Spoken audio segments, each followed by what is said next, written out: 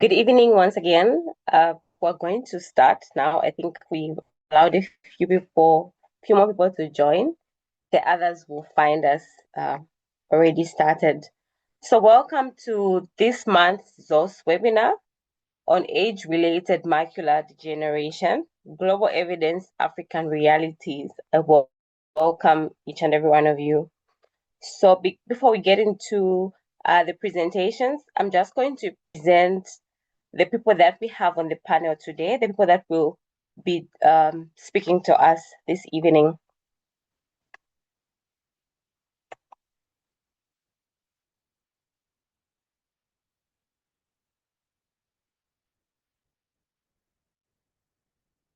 All right, so the first person I'm going to introduce is Dr. Asiwome Kwesi Sineja. He's a Ghanaian vitreoretinal surgeon, ophthalmologist, and medical leader with over 2 decades of experience in clinical care, surgical innovation, and ophthalmic training across Africa. He was born on 31st March 1965 in Accra, Ghana.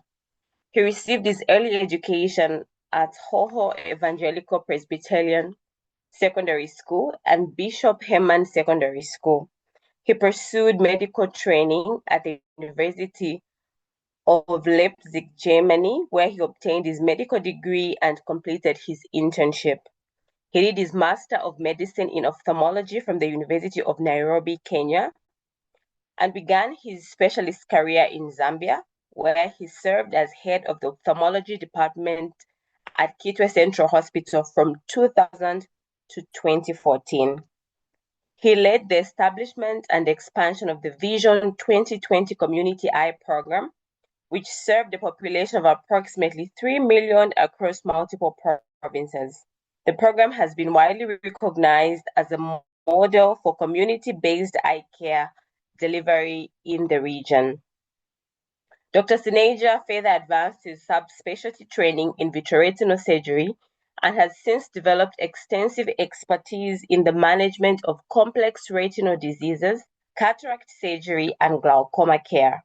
He has also contributed significantly to residency and fellowship training programs, including serving as lecturer and examiner within regional ophthalmology training institutions.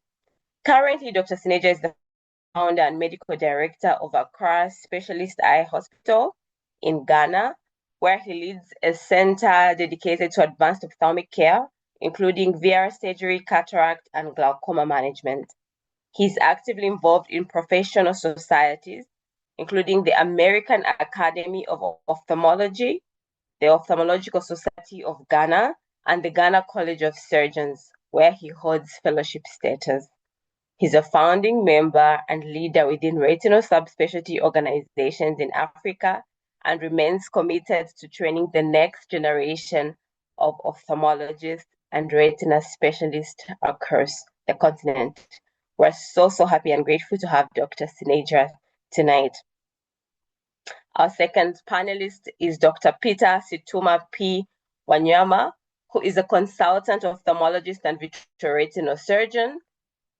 He did his M.Med ophthalmology from University of Nairobi in 2014 and went on to do his vitreoretinal fellowship at Ispahani Eye Hospital, Dhaka, Bangladesh in 2019. He is a fellow of COEXA and also a fellow of International Council of Ophthalmology. And not only that, he's also a member of Royal College of Surgeons. Dr. Situma is the CEO and medical director of Samaritan Eye Hospital in Bungoma, Kenya. His hobbies include cycling and swimming. You're so welcome, Dr. Peter. It's so good to have you this evening. Our next person is our moderator for the session tonight. This is Dr. Elvis Numwa, who obtained his medical training from the University of Zambia, and he did ophthalmology fellowship from Zambia College of Medicine and Surgery. He did his vitreoretinal fellowship from Dr. Agarwal's Eye Hospital, Center of Excellence, Chennai, India. He's a consultant vitreoretinal surgeon at Kitwe Teaching Eye Hospital with expertise diagnosing and treating retinal conditions. Dr. Nomwa is committed to restoring and preserving vision for patients suffering from retinal diseases. Dr. Nomwa, thank you so much for joining us tonight. On the panel, we also have Dr. Hrishikesh Haza, who is a dedicated ophthalmologist specializing in medical retina and uveitis. Dr. Hrishikesh completed his initial residency training in ophthalmology from LV Prasad Eye Institute, India. He did his fellowship in medical retina and uveitis at LV Prasad in India, a center of excellence, and worked as a junior consultant in uveitis and medical retina at LV Prasad, with an additional role as an ophthalmic educator for just under 2 years. After that, he moved to the UK, where he joined as specialty registrar in the East of England Deanery, and he's currently working at Addenbrooke's Hospital, Cambridge. Dr. Hrishikesh has 25 publications in peer-reviewed journals and a book chapter to his name. Dr. Hrishikesh, thank you so much for joining this evening. We're so glad to have you on the panel. Dr. Hrishikesh did not come alone. He comes with Dr. Nicole Tay, who's an ophthalmology registrar, currently undertaking specialist training at Addenbrooke's Hospital in Cambridge. She completed her medical degree and founding training in the UK. She has a particular interest in medical retina with a focus on the diagnosis and management of retinal diseases, including age-related macular degeneration. Dr. Tay, you are welcome. It is so lovely to have you this evening. And then finally, we have our partners joining us today for this CME, and represented by Dr. Patrick Lukule, who is a recognized thought leader in pharmaceutical manufacturing and global health with over 25 years of experience improving access to quality medicines in low and middle income countries. He currently serves as Chief Operating Officer of BioUsawa Biotechnology in Kigali, Rwanda, overseeing technical operations for biologics manufacturing to expand access to affordable monoclonal antibody therapies in Africa. Previously, he was a senior principal scientist at Pfizer in Michigan and later vice president for global health impact programs at the US Pharmacopoeia Convention, where he led a $110 million USAID funded program strengthening pharmaceutical regulation, quality assurance, and manufacturing capacity in more than 35 countries. He earned his academic degrees from the University of Sierra Leone and the University of Aberdeen. Dr. Lukule holds a PhD in analytical chemistry from Michigan State University, where he was honored with a Distinguished Alumnus Award from the College of Natural Science. Dr. Patrick Lukule has authored over 25 scientific publications. He does not come alone this evening. He comes with Dr. Singrid Balsa, a biopharmaceutical leader with over 20 years of experience in global biosimilar development, currently serving as Vice President, Clinical Development and Operations at Formicon. She's responsible for the end-to-end clinical strategy and execution of biosimilar programs, including ophthalmology assets. Over the course of her career at Sandoz, Boehringer Ingelheim, BioIC, and Formicon, Dr. Balsa has successfully led multiple biosimilar programs through global regulatory approval, including contributing to the first biosimilar approved in the United States. She brings deep expertise in clinical development, biostatistics, and regulatory strategy, with extensive experience engaging health authorities worldwide. She's recognized for her contributions to advancing biosimilar development frameworks and for her active role in international scientific exchange. At this webinar, Dr. Balsa will present clinical data on biosimilar ranibizumab, supporting broader and more sustainable access to high-quality ophthalmic therapies. Ladies and gentlemen, help me welcome our specialists and our panelists this evening. Yes, that is what I was expecting to see. Thank you for those hands. I see you clapping. Thank you so much. We're so honored to have our panelists tonight. And to kickstart the presentations today, we're going to have Dr. Situma to start the first presentation, followed by Dr. Hrishikesh. And then I'll hand over the moderation to Dr. Elvis Nomore. Dr. Situma, thank you. Over to you.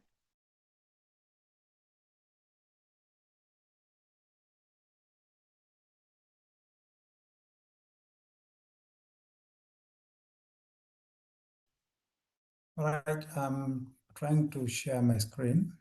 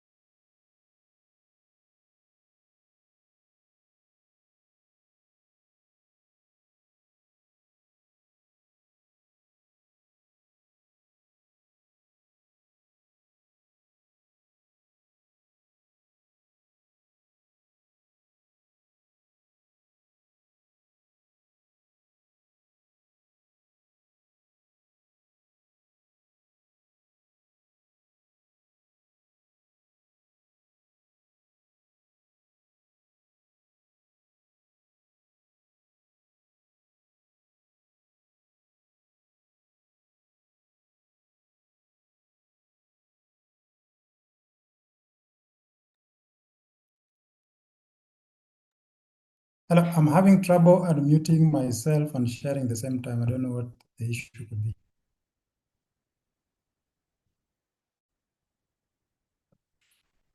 Is my screen on?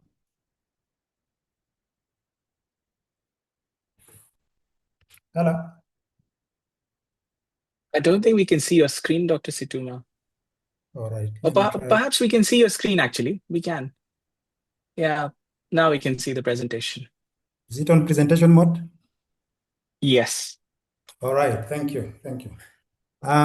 Thank you for the opportunity by the ZOS community for me to make this presentation. I think the introduction has been eloquent enough. I don't need to make any more repetition. I was hoping that my presentation would come second after Dr. Rishi makes his presentation, because I thought most of the epidemiology will come from that. Dr. Situma, good evening. We can't hear you. What? Please kindly unmute yourself.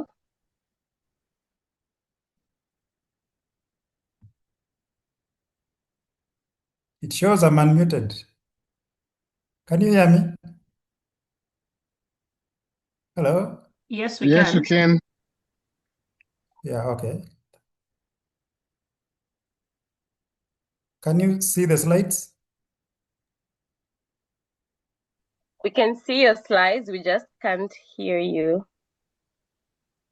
I don't know why it's happening like so. Some of us can hear you, though. Well, the rest can hear me, so maybe the problem could be on a few gadgets. Anyone else can hear me? Yes, we can hear you and we can see your slide. Oh, thank you. So I think I'll just proceed.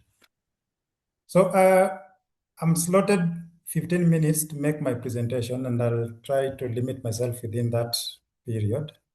My topic is AMD in African patients. So I'll just give you a perspective of where I come from based on my clinical practice and the region where I come from. So I'll be endeavoring to answer the following 3 questions in the next 10 or so slides. we'll be looking at the prevalence paradox and trying to answer the question, do we really have AMD in Africa? And secondly, does being hyperpigmented as Africans confer on us any protections against AMD? And the third question would be, what are the patterns of presentation? What are we seeing in our clinics, and what could be informing those patterns of presentation among our patients?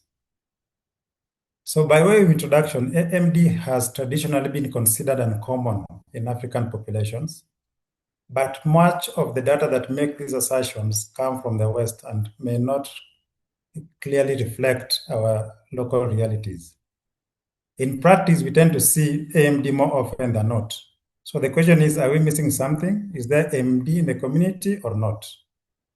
So to try and answer these questions, a prevalence study was done sometimes back in 2013 in Kenya in a place called Nakuru. Nakuru is a urban and peri-urban region.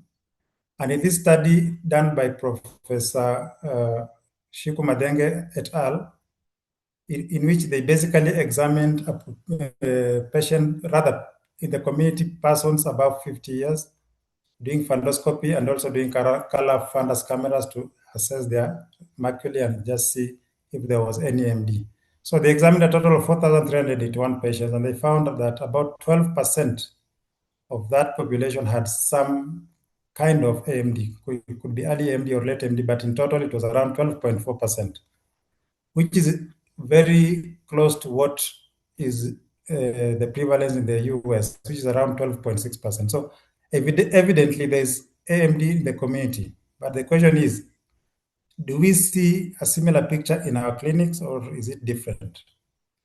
So from my own personal experience in the last 4 years, in our own clinic, we've seen about 5,756 patients in the retina clinic in the past 4 years. And out of these, we've seen around 184 patients with AMD, which represents about 3.2% of the total retina workload in our clinic. So you can see that the proportion is not as high as that in the community. So what could be informing this disparity? It could be that we are seeing less in the clinic because AMD in itself is a silent disease. It causes no pain and therefore causes no urgency. So the person suffering may not see the necessity to come to the clinic immediately. And also there's a lot of underdiagnosis because many of our clinics don't have the technology and the equipment to be able to make correct diagnosis. And even for those who may want to come for checkup, there's limited access to care. We have a limited number of eye care workers, limited number of ophthalmologists, limited number of retina surgeons, and also limited technology in terms of OCT and color funders to be able to make this diagnosis. There's also lack of underreport. There's a lot of underreporting, which then leads to lack of robust data from the African population. If you will search AMD even on Google, you don't find a lot of material on Africa. In addition to that, the few eye care workers are burdened by other competing conditions like cataract, glaucoma, and diabetic retinopathy. So AMD in itself takes the back burner.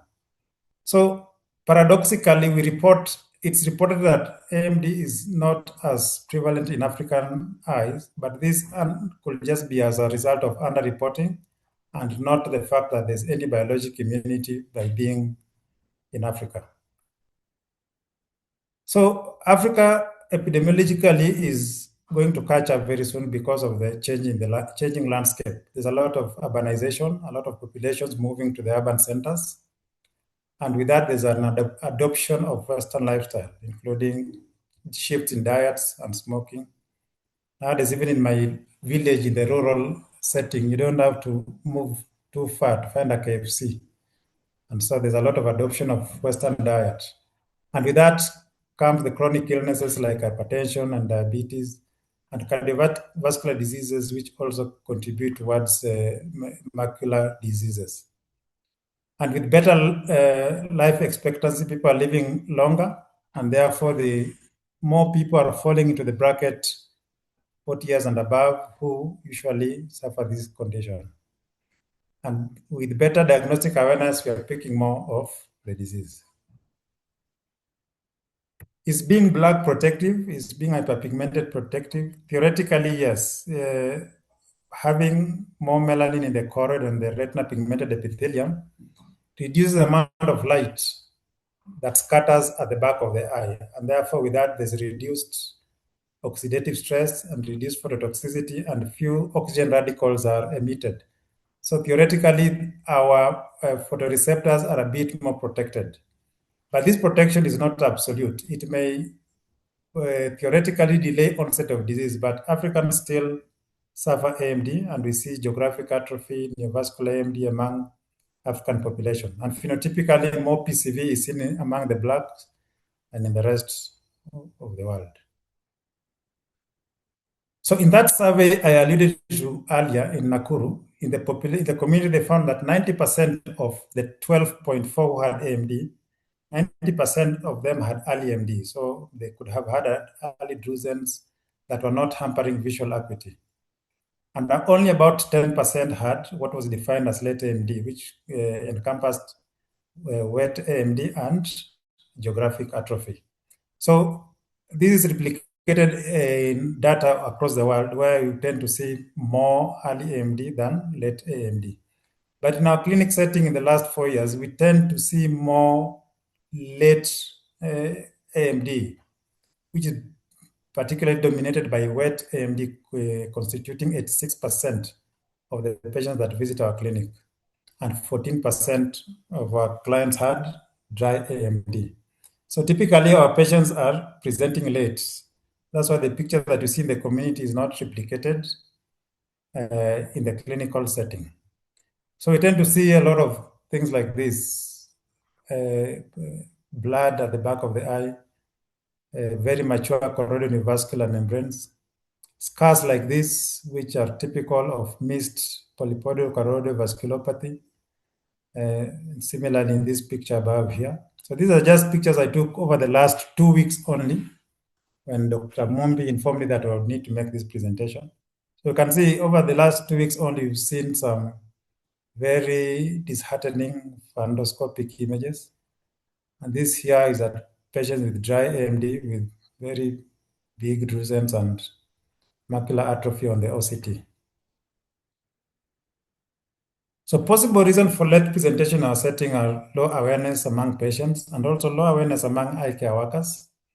More often than not, eye care workers don't look for AMD in patients. So a patient comes for spectacles, for example, is given spectacles and discharged home without even getting a fundoscopy. And then there's also a problem of access to healthcare facilities, which are not very well equipped to start with. And there's also ignorance. Many people in the African community assume that as you age, your eyes should also start failing, and so they don't go out there to seek healthcare. The other thing is that we don't have any routine screening programs. You hear about programs to do with diabetes, to do with cataracts, and even glaucoma, but I'm yet to hear of any program that looks out for AMD. And then we have limited diagnostics, OCTs, and few eye care workers. And like I said, there are other competing priorities, like fighting the backlog of cataracts, screening for diabetic retinopathy of prematurity, and many other things that has the hands of eye care workers full already. So what needs to change? We need to increase awareness among patients and among clinicians, and to integrate screening into current existing programs. There are a lot of programs going on already to do with cataracts, glaucoma, diabetes. We don't need to add anything extra. All we need to add is fundoscopy and maybe some form of imaging to be able to capture all persons above 40 years to be screened for AMD. And where possible, we need to invest in technology like color fundus photos, OCTs, and also train our residents to recognize these conditions on those images. And we need to improve access to treatment. It's not just enough to screen. We need to adopt biosimilars and also use cheap anti-VEGFs like Avastin to help our population. And then we need to adopt global guidance to African realities. It's not just enough to copy and paste. So takeaway from my presentation is that AMD in Africa is under-recognized. It's not rare. Pigmentation may confer partial protection only. It's not absolute. Late presentation remains a big challenge. and we need to generate evidence based on local data and create our own protocols. AMD in Africa is not rare, it is late.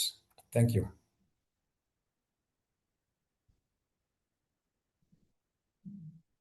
Over to the moderator. Okay, good evening, everyone.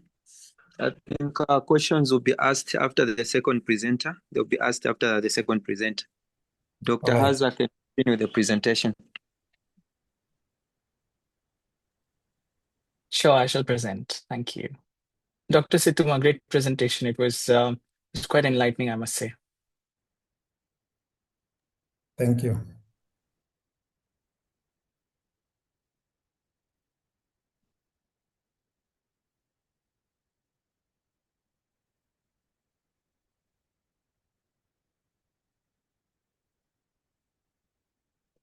Are people able to see my slides? Yes. Is it on presentation mode? No. It's not, is it? Slide.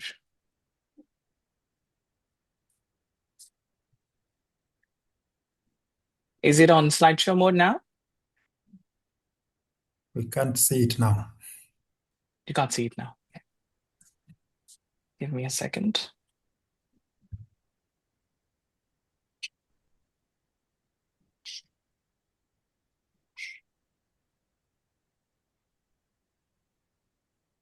Yes. Yes, we Yeah? can see it. Yes. Okay. I hope I'm clearly audible as well. Yes. Very audible. Great. Thank you, everyone, for having me here. It's an honor to be presenting amongst the Zambian Ophthalmological Society, and thank you very much for the invite. My name is Hrishikesh Haza. I'm currently working at Addenbrooke's Hospital, and I'll talk through a bit of epidemiology, pathogenesis. I'll just shed some light on that. Nicole, my colleague, will talk about the various presenting signs of AMD on OCT. And then we'll come back to me and we'll try and differentiate between AMD and a couple of other entities. Without further delay. So we all know what AMD is, and we are here to talk about it because of that. And we know that it is one of the leading causes of blindness in the world. And as Dr. Situma rightly said, showed us all that even in Africa, it's not rare, but it's just delayed at presentation, which is quite important actually, especially for people who are practicing in the African subcontinent. You want to prevent that from happening and help earlier access to these individuals who are presenting really late. But even looking at worldwide stats, you'll notice that non-exudative or dry AMD is actually 10 times more prevalent than wet AMD. So we need to actually think why and how can we pick these people up, and like Dr. Situma suggested, having screening programs, and probably there are screening programs which we are unaware of in the UK about what runs in Africa, but I'm sure there are, and I think the access to these needs to be increased. The pathogenesis is multifactorial with a lot of genetic and environmental factors, but we look at risk factors fairly briefly. When we look at risk factors, we want to talk about modifiable risk factors, which are in your hands, in the patient's hands to try and modify them, and non-modifiable ones. In the modifiable ones, you've got smoking, which is definitely associated with worsening. And this is known through various studies conducted. I think these are quite old studies, but these have been proposed. Nutritional cholesterol is supposed to be one of the factors, although it may be debatable as to how much of an effect. Even in cholesterol, HDL and LDL cholesterol have been proposed. Sunlight exposure has been said to be one of the risk factors. Hypertension is supposed to be one of the risk factors. Now, the non-modifiable risk factors are much more significant. Age definitely being the most important one, because it is called age-related macular degeneration. There's definitely a genetic predisposition for some individuals to cause worse disease than others. Ethnicity may be important, and iris pigmentation may also be important, but we'll have to see. Once there are multiple studies from Africa, I think this might change, and I firmly believe that this will change. Looking at the prevalence and projections for the next few years, one of the landmark studies that was done for to know the prevalence, global burden of AMD, was done by the Chinese group, and it was a meta-analysis published in Lancet. And they looked at worldwide prevalence of AMD, and they noted that between the age of 45 to 85, early and late stage AMD had a prevalence of about more than 8.5, nearly 9%, of which early was the large majority and late was much lesser. If you look at most Caucasian studies, they'll be ranging between 8 to 12%, bordering 12% actually. And if we look at the worldwide projections of individuals with AMD by 2040, it is projected that almost 300 million may be affected. And just focusing on a couple of points here, Asia, they projected 113 million, but we all know that the population in Asia is much more. But Africa, 39 million. So there is definitely a huge burden of AMD in Africa as well. I'll briefly talk about AMD in the UK, and this is the Royal College published data. In over 50 years of age, it's fairly low at 2.5%. But as soon as the age crosses 70, there's a large upshoot, and beyond 80 is the highest at more than 12%. There's almost 71,000 cases of late stage AMD diagnosed each year.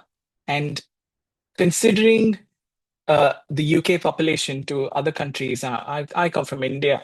So India is a very young population. I'm sure a lot of countries in Africa are also a very young population.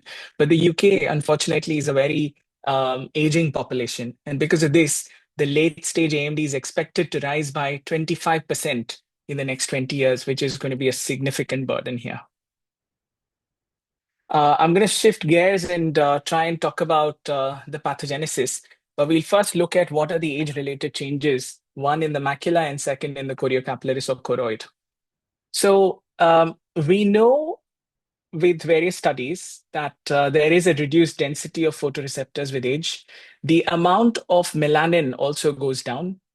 Melanin is an important pigment there because it prevents certain, let's say, sunlight exposure. It prevents certain amount of UV rays getting through, and the amount of melanin or number of melanin pigment granules that are present will help screen these rays. But that's not the only thing, but they have lots of functions. But the amount of melanin going down has a significant effect, or is supposed to be one of the structural changes that could lead to AMD in the future. There's also accumulation of lipofuscin in the subretinal space and the sub-RP. The problem is these are the outer segments of the photoreceptors which are degenerated and given off routinely. But beyond a certain age, the phagocytic function of the RP is gone down, and this gets accumulated there. And this accumulation draws much more. We look at the next slide and we'll know how the cycle goes on. There's also basal lamina, linear deposit or basal linear deposits that are compounding factors. Again, age-related, and these are not cleared away. To combine this with involutional changes in the blood supply to the choriocapillaris, which has a detrimental effect. Now, let us go to the, sorry, I should have actually gone through this, but let us go through the choroidal vascular changes in normal aging macula. And here it is significant that there is decreased thickness of the choroid. And here you can see in a young retina versus someone who's aged 49 versus 63, the amount of the thickness of the choroid reduces. The density of the choriocapillaris layer here has gone down, but there's also accumulation of the lumen diameter has gone down. It's become thinner if you look at this. And there's also deposition here. This is the deposition of drusen that are marked in star. There's, along with this, in the blood supply, there's increased resistance to vascular flow. similar to, let's say, someone developing hypertension. And to go with it, there's reduced perfusion. So all of these are detrimental changes that are seen in normal aging. Now, do all age-related changes progress to dry AMD? The question is, when these changes are happening in everyone, why is everyone not developing AMD? And here the answer is much more multifactorial, and I don't think we know all the reasons why. But there are some things that have been proposed. One is looking at how things are metabolized. And if we look at metabolism, there's or the defects in metabolism, drusen formation is topmost. That means the excretory products are not cleared away. They get deposited there. They coalesce and form drusen. And along with this, there's thickening of the basement membrane of Bruch's membrane and the basement membrane of the RPE. And when drusen are formed, there's oxidative stress on these layers. Along with this, there's lipofuscin deposition. And when there's oxidative stress, there's advanced glycation end products which are released. And these are quite detrimental to any part of our body, actually, not just the eye. So this is looking at what metabolic changes happen, which could lead to the damage. And in terms of the damage, you have two major things going on. One is the mitochondria getting affected, because as soon as mitochondrial DNA is damaged, then things change abnormally. And there's also aberrant cellular homeostasis, which causes abnormal signaling and regulation between the cells, leading to further cyclical worsening of these deposition, drusen, and so on. And finally, these are the things that lead to pathology. The oxidative stress, advanced glycation end products, mitochondrial damage, all of these cause final RPE degeneration, photoreceptor atrophy, and new vessel growth, and promote new vessel growth. Before I go into the strategies under evaluation, I think we must again look at how this cycle goes on. This is what I was alluding to earlier, where there's drusen and there's hypoxia and oxidative stress. And along with this, lipofuscin on the other side from the lysosome adds on to the oxidative stress. And there's factors like NF-kappa B and HIF which are released. And then finally, developing AMD along with inflammation playing its part. So there's several things that have been looked at, actually. We know about antioxidants. We know about vitamin A, C, E. We all know about the ARED study. But the amount of benefit that it has actually given in the real world is fairly low. So while the UK follows NICE guidelines, and NICE guidelines actually does not recommend AREDs, the multivitamins proposed by AREDs to be given out to patients, because they're quite expensive too. I'm sure it must be the case in Africa as well, where they're quite expensive.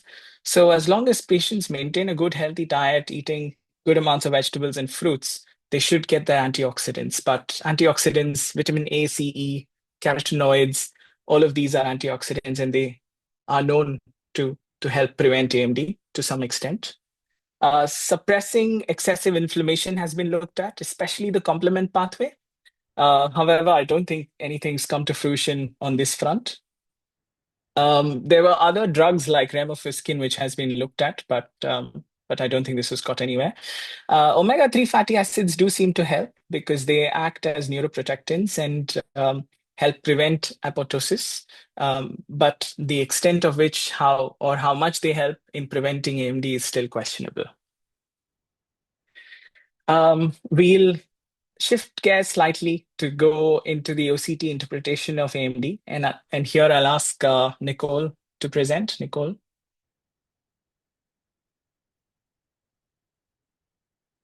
Nicole, can you hear me?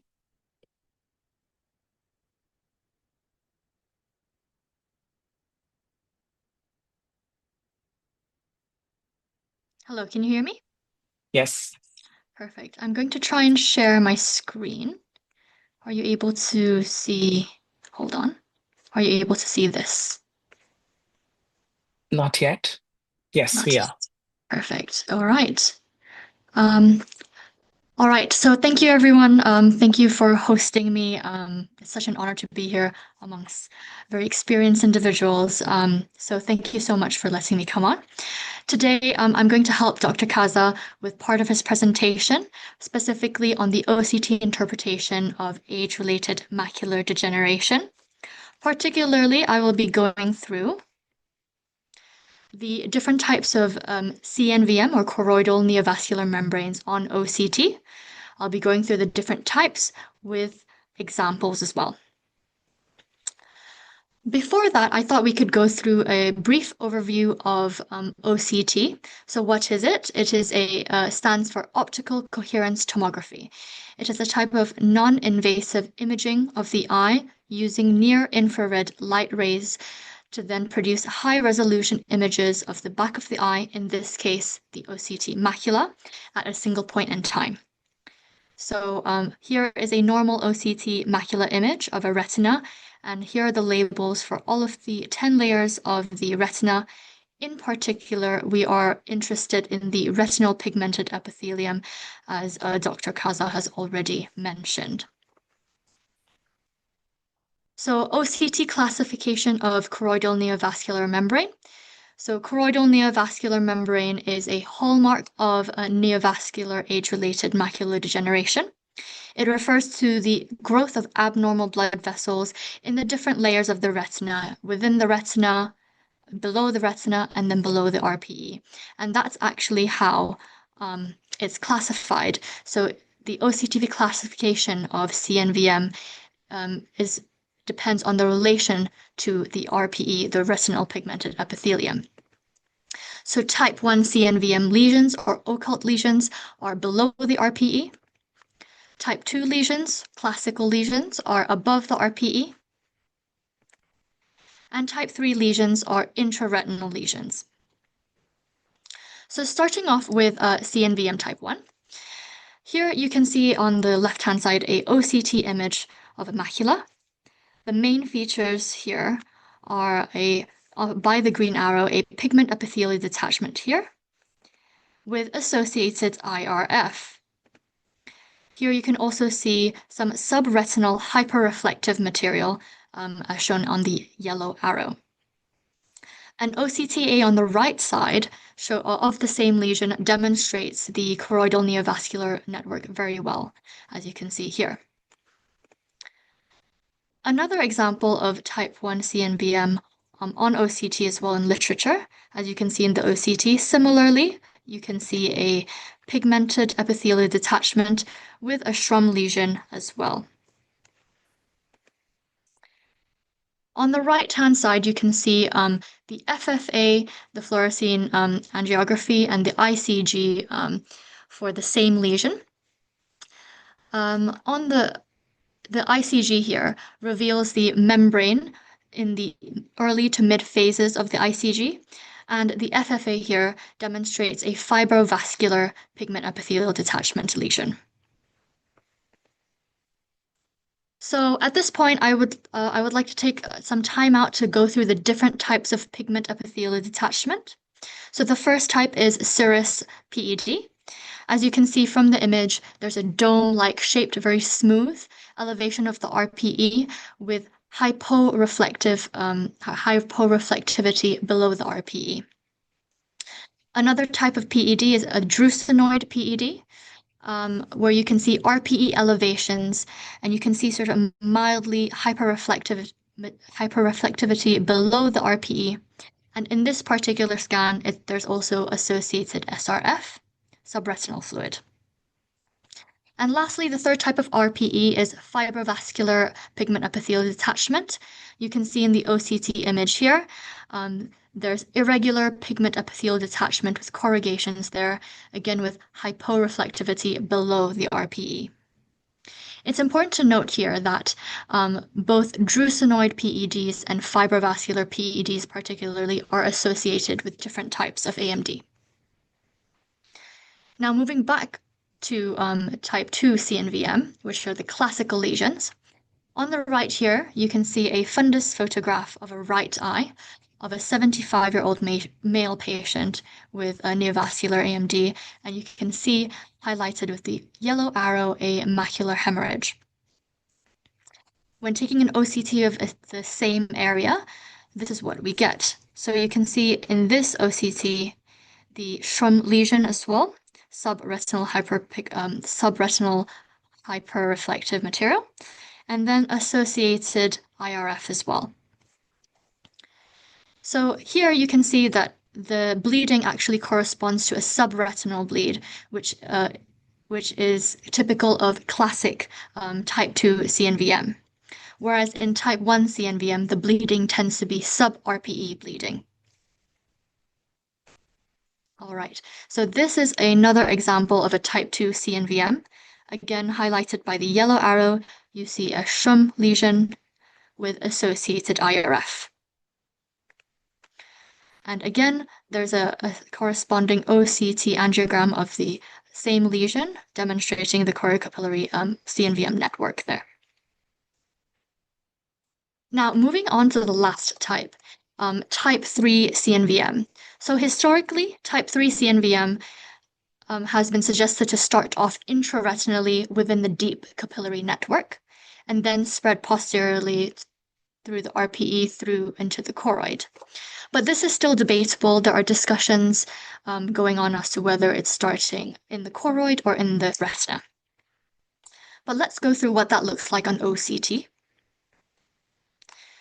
So starting off with a fundus photo of a right eye again, you can see here there is a little hemorrhage there inferior to the foveal region. Taking an OCT of the same region, this is what we get.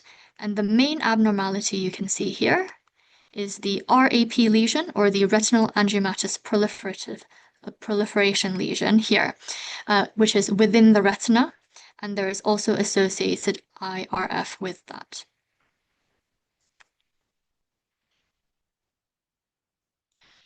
So this is another example of a type 3 CNVM, again with a RAP lesion associated with IRF on the right side, and on the left you can see a near-infrared reflectance imaging of the same lesion there. So currently in literature, this is how we classify the different types of CNVM. There have been other studies that have suggested other ways of classifying AMD via OCT, such as the SOAC study that classifies from early AMD to late AMD, which includes neovascularization as well. But today, we just went through the CNVM classifications and different types on OCT. So to summarize, choroidal neovascular membrane is a hallmark of neovascular AMD. There are 3 types, and they're all depending on its relation to the RPE. All right. So thank you everyone for listening. If you have any questions, do put them in the chat, and I'll pass it back on to Dr. Haza.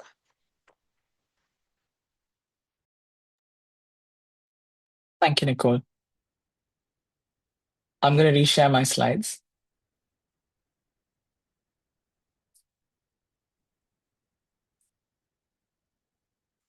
So going back, sorry, are my slides visible to everyone? Yes, they are visible. Excellent. So going back to that, when we are talking about AMD, you're looking at both dry and neovascular, non-exudative and neovascular age-related macular degeneration. Dry age-related macular degeneration generally presents with drusen. We look at how drusen look on OCT in the next few cases that I'm going to present. But I just want to shed some more light on PED types on OCT. Speaking of PEDs, I think any of these PEDs may be seen in AMD. The most common of them, this is how drusen would look, or drusenoid PEDs. Drusenoid PEDs are nothing but drusen coalescing to form larger than 350 micron lesions. So you have drusen which are smaller and drusenoid PEDs which are larger. I wouldn't say this is exactly a drusenoid PED, but perhaps a bit larger than this would be classified as a drusenoid PED. There's a couple of points that I want to mention while looking at PED types. One is looking at the internal reflectivity within the PED. And second is to look at the choriocapillaris. right? These are 2 points which will help you decipher what type of a PED it is. Now, I'm not saying or suggesting that you look only at the OCT. That's not how this works. I think you have to keep the clinical picture and the OCT together. And sometimes you may need more than that. Sometimes you may need further imaging, as any of the experienced consultants sitting here would say. Sometimes it's not so clear, and there may be a mixed type which could present with a bit of both. Now, serous PEDs, this one here, if I can draw your attention to this, serous pigment epithelial detachments typically are dome-shaped with hyporeflectivity internally, and you can clearly see the choriocapillaris underneath it. And there is no backshadowing. The second drusenoid, the internal reflectivity is slightly higher, but it's uniform. And you can still see the choriocapillaris underneath. And these tend to be smaller generally. The third one is the fibrovascular PED. And by this time, you generally know that there's a CNVM here, because there's other signs like subretinal fluid or intraretinal fluid or hyperreflective dots within the retina or within the choroid and so on. But typically looking at a fibrovascular PED, the internal reflectivity is not homogeneous, but it is hyperreflective and somewhat hyporeflective. But there's a significant backshadowing. And here, the choriocapillaris will not be seen clearly. And finally, coming to the hemorrhagic PED, that means there's a bleed within the sub-RPE space. Here, the internal reflectivity is hyporeflective with significant backshadowing, and there's no visible details underneath it. I hope this is all clear for everyone. Okay, so let's look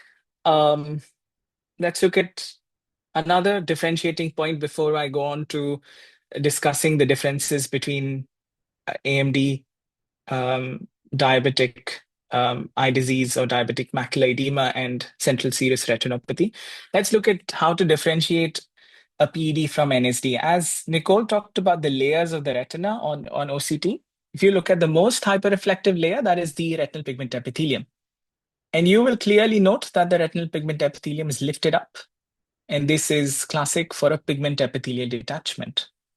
When you're looking at a neurosensory detachment, you'll notice that the pigment epithelium runs through and through, but the neurosensory retina is lifted up. So it's a slight change, but this difference is easily picked up if you pay attention to it. I'd also go on to say that serous pigment epithelial detachments present as a well-circumscribed sort of a bubble on the retina, whereas neurosensory detachments are a little bit more difficult to decipher if you're looking at a clinical picture.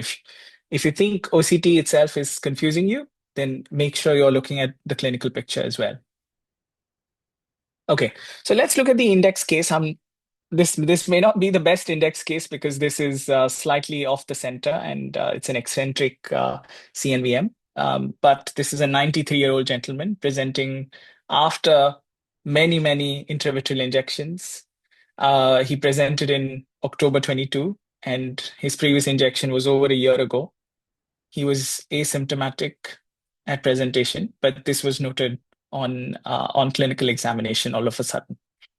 And this is his OCT scan. This is the same OCT scan that we looked at previously. So this is a hemorrhagic PED, and hemorrhagic PED here, and it's a notched hemorrhagic PED. This is likely to be PCV actually, in terms of what it could be, rather than being AMD. But anyway, I'm not going into too much of details of that, along with subretinal fluid on either side of it.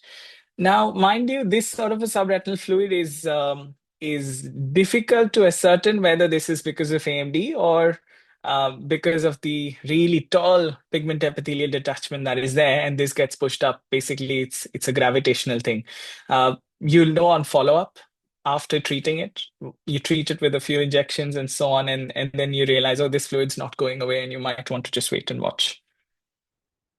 But we talked about drusen, and these are the other drusen changes in the other eye. to look at. Let's say one eye presents with a subretinal hemorrhage or sub-RPE hemorrhage, and you notice a fibrovascular PED in the eye and typical picture of neovascular AMD. The other eye may be like this. And here you note that there's multiple soft and hard drusen. Soft drusen are the slightly larger ones, and the intervening smaller ones are the hard drusen.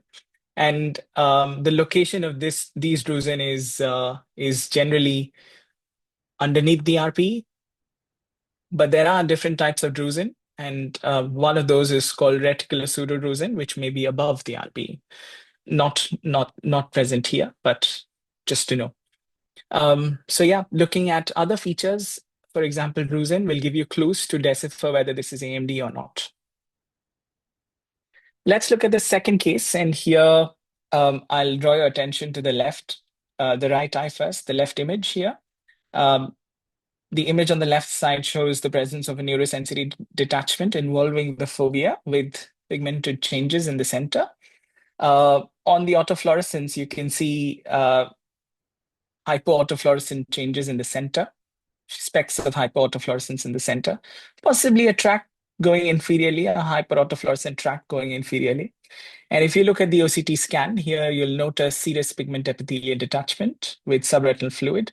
Sometimes in these cases, you might be able to notice some sort of a reflectivity under the subretinal space, and this could be subretinal fibrin. So central serous chorioretinopathy may present with subretinal fluid and serous pigment epithelial detachments generally, and sometimes could be associated with subretinal fibrin. That doesn't mean there's a CNVM there. What could mean there's a CNVM there is when there's a change in the shape of the PED.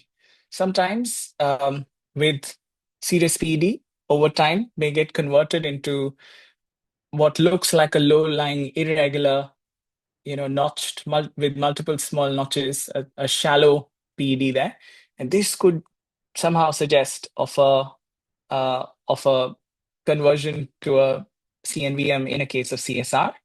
And in these cases, an OCT angio may be helpful, or perhaps an FFA may be helpful to pick this up. Here you can notice the neovascular net flow signal on OCT angiography.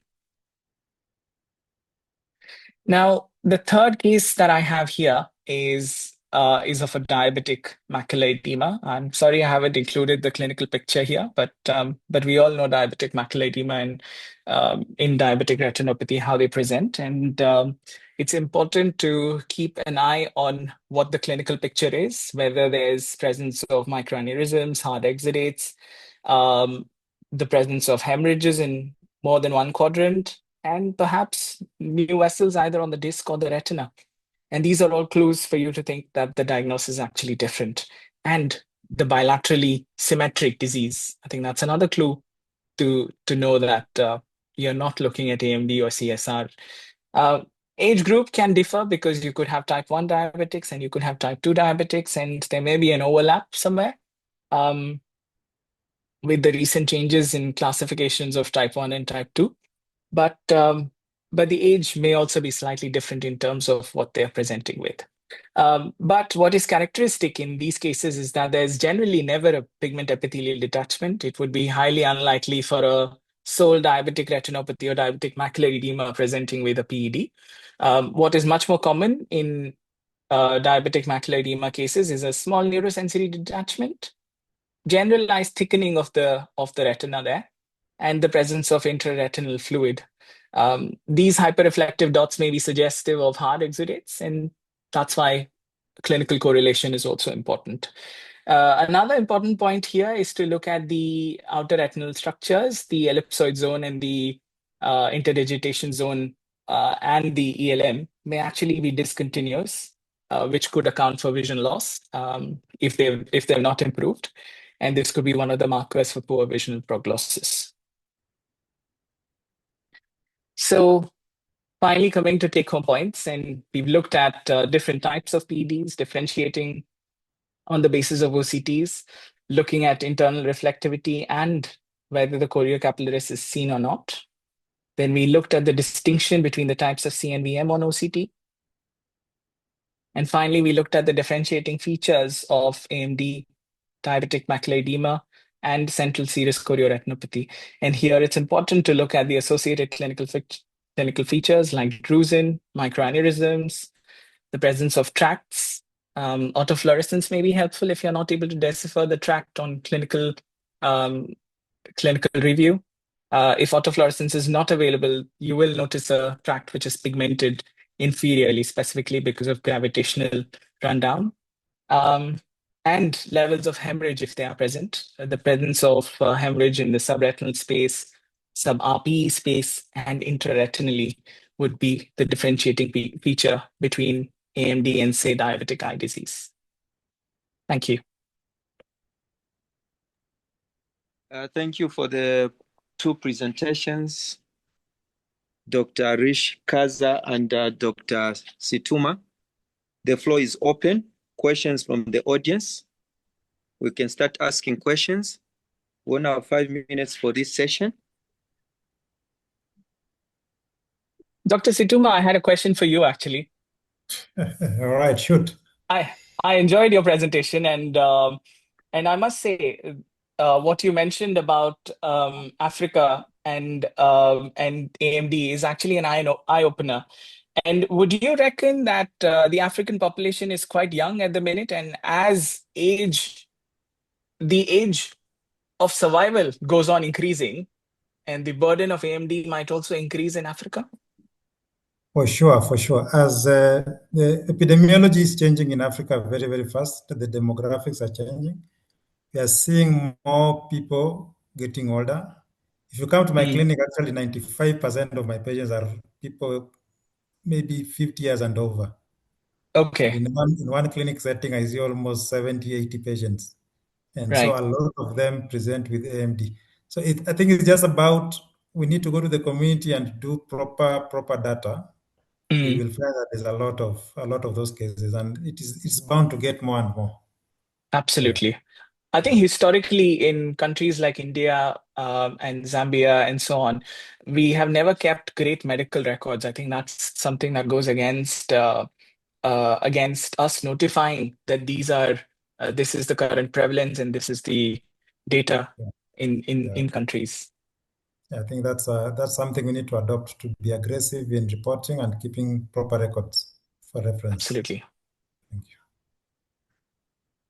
you. Maybe a question can be to Dr. Haza. It's just a follow-up questions. Are you using the fundus fluorescein angiography all the time in the diagnosis of age-related macular degeneration? Or if you are using it, or when do you use it? Okay.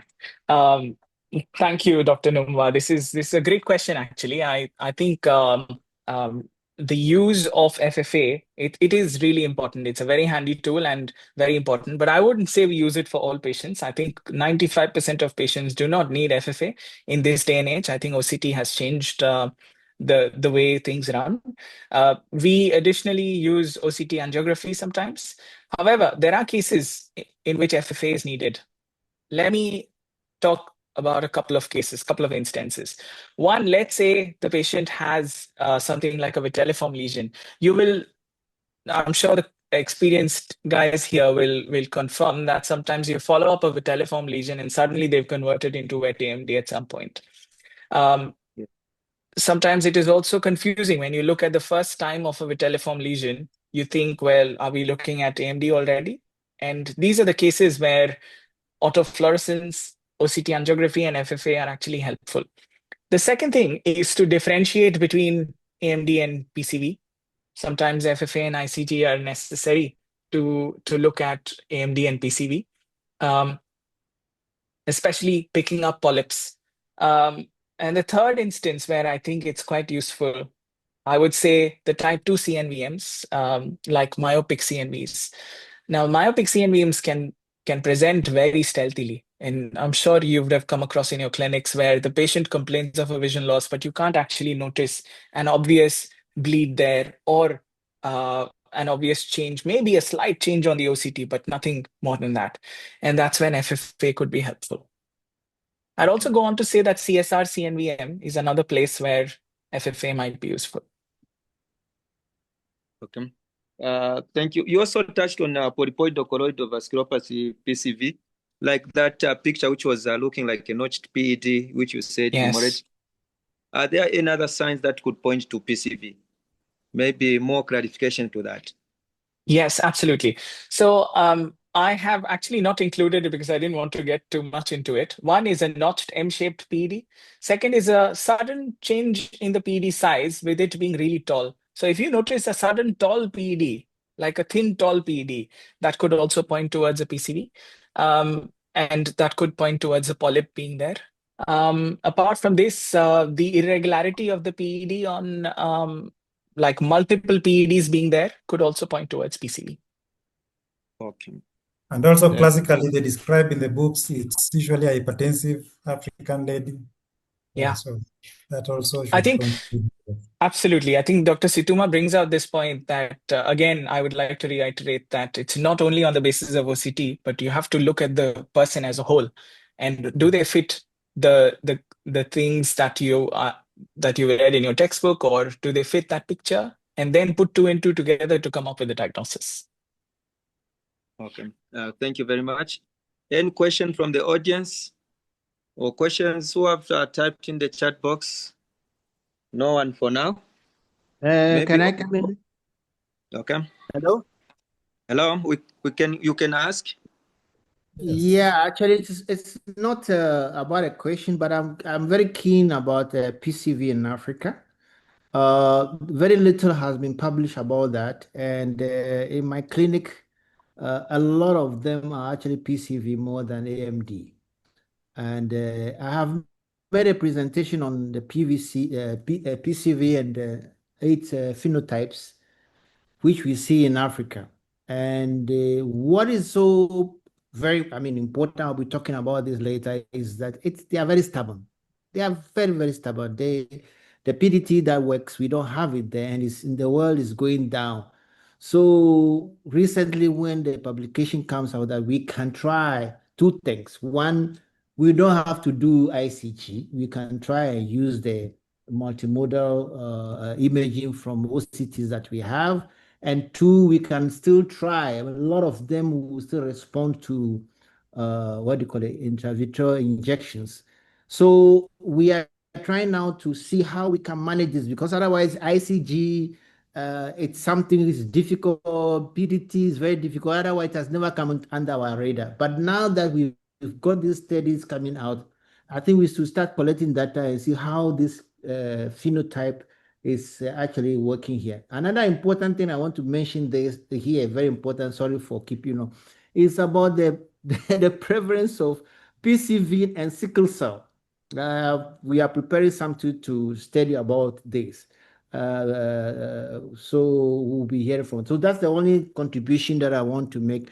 And you should start looking out for these things in your clinic. Thank you very much. Thank you. Great points, Dr. Sinitsa.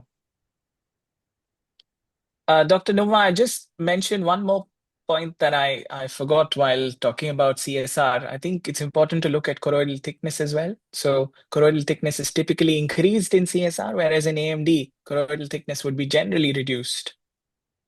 Any specific OCT would you want to be using for that? Or you can use any type? You could use any, but the settings need to be changed. Generally, you want an EDI OCT, which is like an enhanced depth imaging.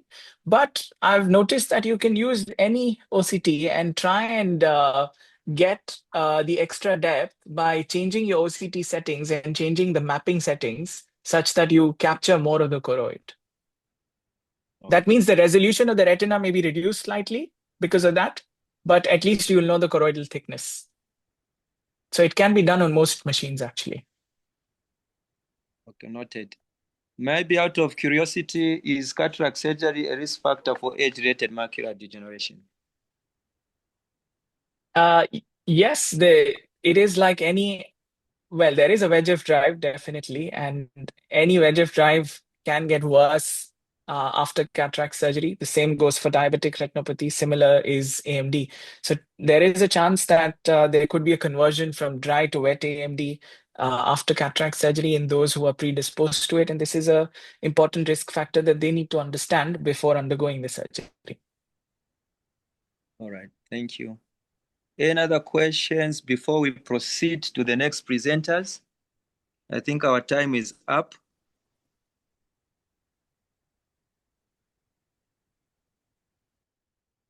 If there are no questions, thank you very much, Dr. Haza and Dr. Situma for the presentations. So we move on to the next session.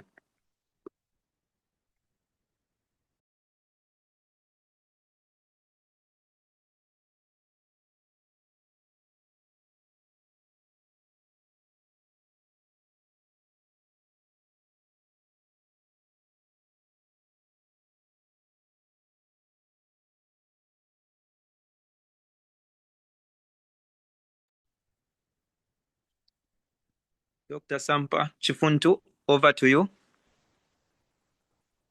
Dr. Numwa, in the interest of time, I think Dr. Sineja can go. Then we'll do the Zample promotion at the end. Okay, thank you. Dr. Sineja, over to you. Okay, so let me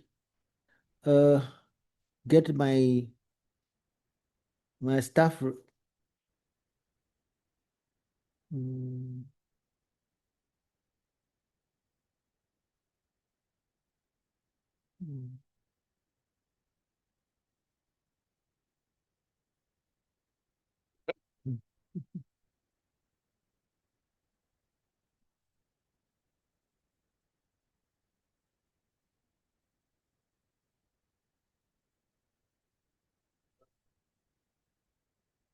Just listen sometimes. Okay, so let me try to see if I can get a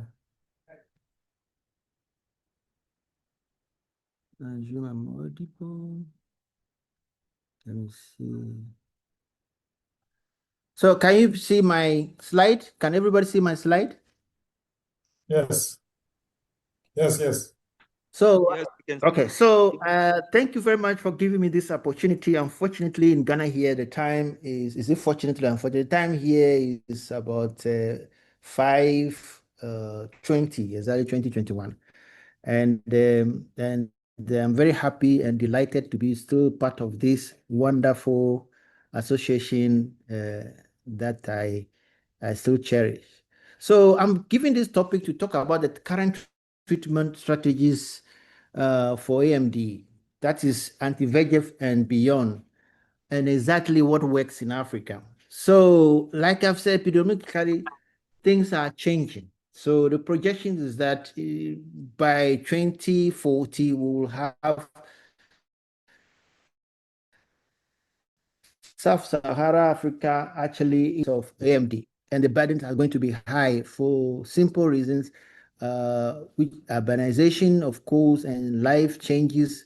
So we are no more talking about infections, but more chronic ocular pathologies. So people are aging, so we will see more of this. This is one of the arguments that people talk about, that most of the aged are not in the main city. Most of the aged are illiterate and may not appreciate the near vision problems much compared to in the Western country. But as the population grows, many people who are now aged used to be young and very educated and move back after pension. So more attention is being paid to those people, and the number is going to increase.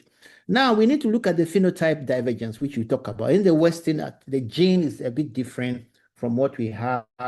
The high prevalence of PCV is what we have here, which has totally different presentation.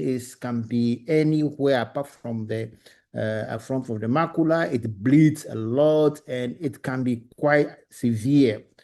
Now, when it comes to treatment modality, we have currently the common ones we have, of course, is the single monoclonal antibodies that we use for attacking VEGF-A, which is we know ranibizumab and bevacizumab. And then we have this one that came later to challenge, that has two arms, although it works on the same VEGF, but it has a more effect on the same VEGF, what do you call it? VEGF A and B. So this actually is what has brought some slight change, or later on people get to know that it actually makes a difference to the Lucentis that was there. Then the third one, which I think was launched not long ago, is the one that has, apart from working on the VEGF A and B, VEGF A, sorry, it also has an arm, ANG2, which actually tend to stabilize the endothelial cells so that they don't leak. So it has an additional effect that we have noticed. Oh, but then in real life situation, it's not that big different from the aflibercept in some cases. So how do we look at it? Again, in summary, we have the molecular target is VEGF-A, both vabubicimab, that's Avastin, bevacizumab, then ranibizumab. Then aflibercept has added another one, which is B, and then, of course, the same faricimab. Of course, apart from Avastin, the rest are FDA approved. And these are the way they work, okay? The faricimab works a little bit more than Lucentis.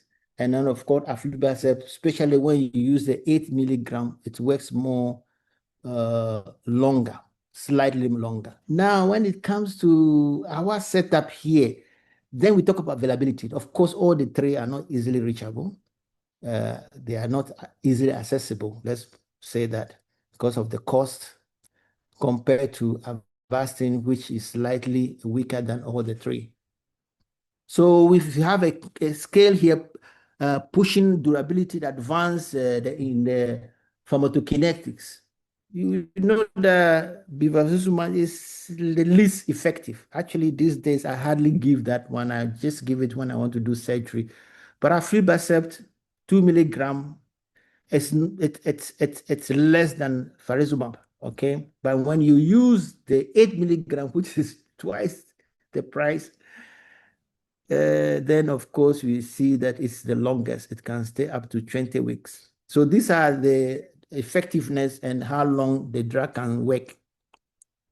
Now, what are the comparison with treatment regime? I'm trying to be fast here so that we beat time. The fixing dosing is the first one. That is, you give patient every month, one every month, and we know the burden that it has.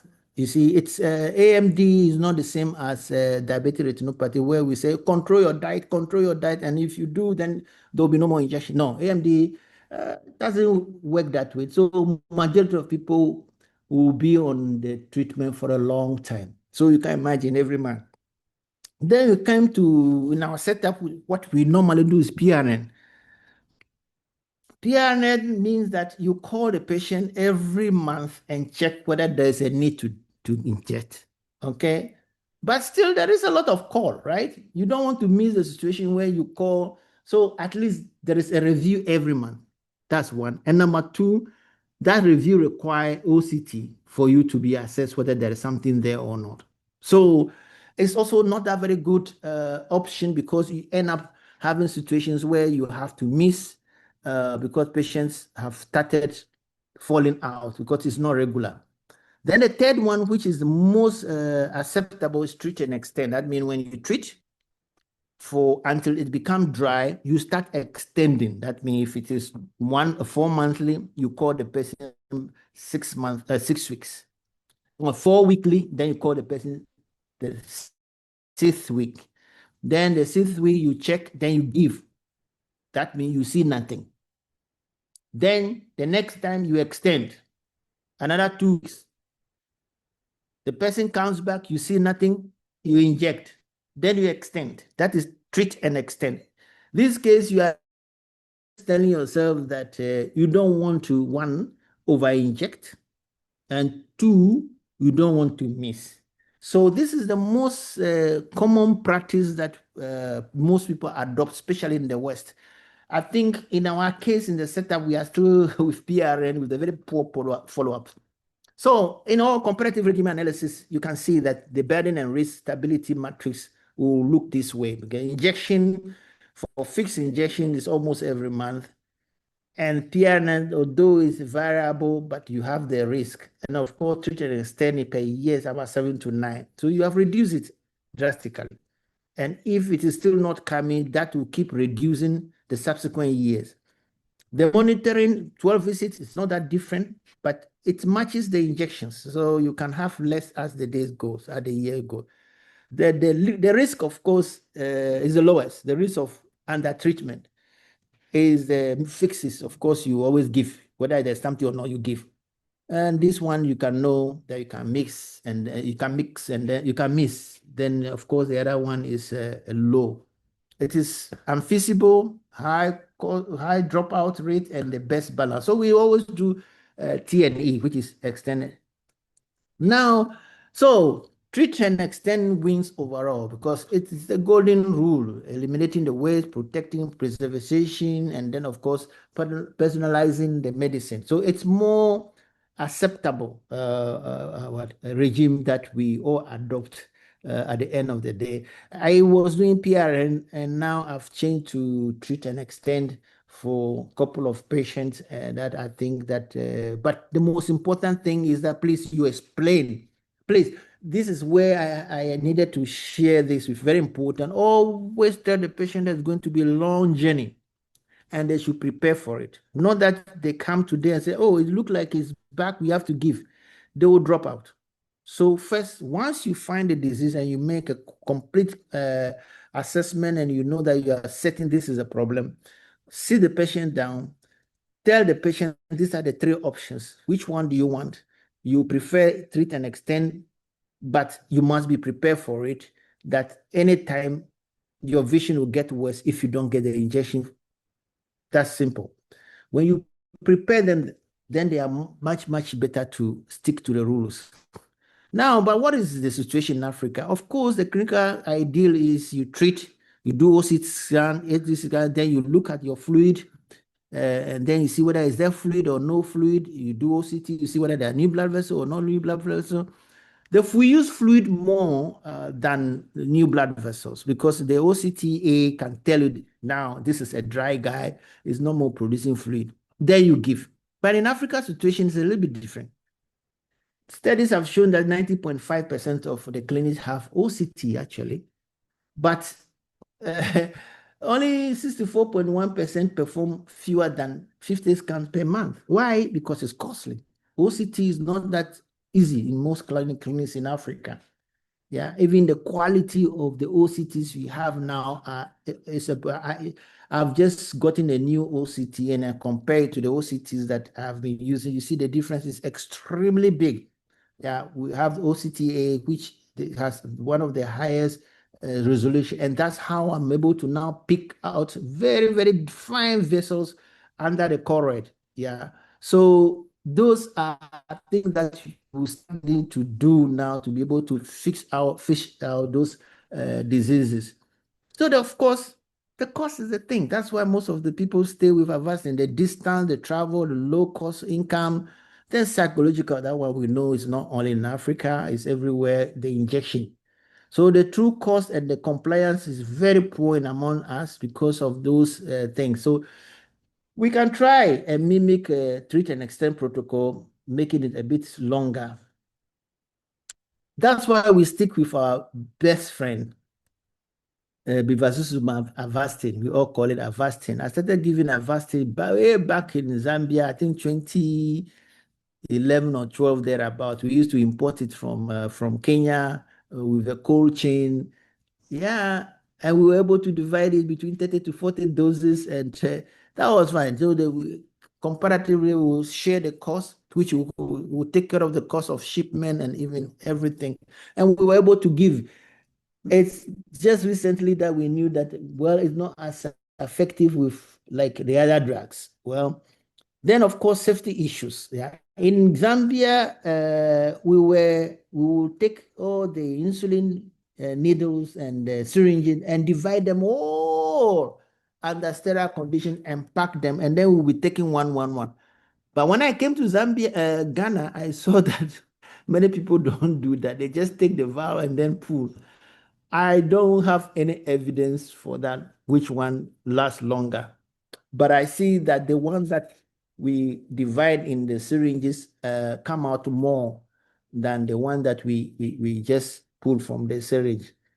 So I think that is my observation. Of course, cluster and endophthalmitis have been reported, and recently a colleague in Togo also reported of cluster and endophthalmitis from giving a lot of Avastins. And my advice to people, when you do any intraocular, then make sure that you have vancomycin and Cefta ready. Because before you notice something, give those injections, please. You will save those eyes, then refer. Okay, immediately. And also, my protocol of injection is you give the injections, we warn the patients about all changes that may come so that they can come back early. That is very important. At least the first 5 days, let that actually be part of your protocol. Patients observe. I know many centers don't do even paracentesis but there are times you need to do paracentesis because, especially Avastin, where the dose is not measured, sometimes a little bit more. The eyeball can get very hard and very painful. So it is advisable to give a bit of paracentesis to lower the pressure. And then I see all the patient the following day. Many people don't see. So it depends on what you do. Then biosimilars came. Well, biosimilars are actually, they are very similar to the ones that we have, but everything, the safety, the purity, the potency are just the same. They don't have any, but they offer about 35 to 50% cost reduction compared to the expensive one. And the clinical, of course, promise is good. Well, there is still a problem. Accessibility is still a big issue. We have, for instance, Patrizra, which I know, and then I know also Zaltrap. So these are some of them that are in the market now. They are just compounds that work exactly like the ones we know, but cheaper because it's like the technology has been used, but they are not the original. So they have to make it. It's like, how do you call it? I forgot the name. Those drugs that you make from the original research. So now that is what we are. Then, of course, what is the way forward? The way forward is that, of course, gene therapy. Gene therapy is the highest thing that we can have, but that is a long way to go. There are a lot of studies going on. But the one that is more promising is sustained release technology. When that comes, I think we'll take away the injection from you guys. The surgeons will take it because we have to implant it and then leave it to be releasing slowly. And I can't wait to have this to be so nice so that we give the injections and it takes about 6 to 6 months, a year in some instances. We are waiting for there are a lot of clinical trials going on. We just implant it, and then wait for it to be released slowly. You see, some of these things, the pharmaceutical company know that they'll lose, so they'll not promote this so much. So I think that is one of the things. So what is the takeaway summary now? We should embrace, treat and extend. We don't have any choice, whether you are doing it with biosimilars or no. Treat and extend will be a good option. Then we, of course, then we have to master and enforce strictness. Yeah, teach people. Yeah, and the sharing of valve of bevacizumab must be very careful, and then reduce all those risk factors that come with it. But everything goes back to good education, educating people to know the need for getting the injection, and it's very paramount. With this, I will say thank you very much for inviting me. I have to try. I've seen the time is very short, so I hope I've not exceeded my time. Thank you very much. If there are any questions, let me know.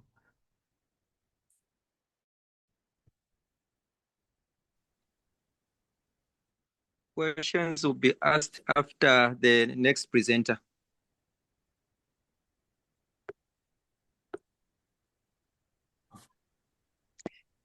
Yes, I guess that would be me, because I mean, I think the leeway was quite nice in terms of the biosimilars. And what I want to present today is the results of the biosimilar trial for Biosenta, which is a biosimilar to Lucentis. And just to double check, can you see my screen?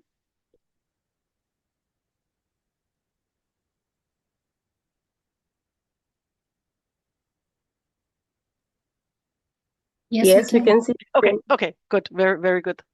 Thank you. So, yes, I'm very happy to be here. And as we just heard, I mean, accessibility to these really important treatments is an issue, and biosimilars can be a very important factor in this aspect. So what I want to present today are the results of what we call the Columbus AMD study, which was looking at the clinical assessment of the biosimilar Biosenta in comparison to Lucentis in patients with neovascular age-related macular degeneration. And the goal of the study was to evaluate whether Biosenta, as a biosimilar to Lucentis, demonstrates comparable efficacy and safety to the reference product. So let's start with the study design.